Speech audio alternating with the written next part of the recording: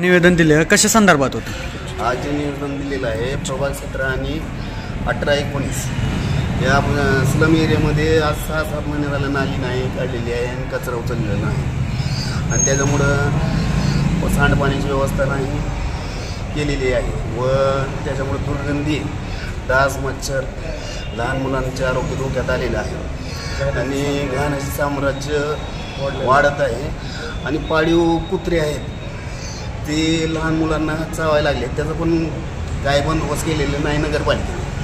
त्याच्याबद्दल हा निवेदन देण्यात आला आहे आणि या निवेदनाद्वारे मी नगरपालिकेतील शिव मॅडमला आणि प्रशासकीय अधिकाऱ्यांना एक अल्टिमेट देऊ इच्छितो.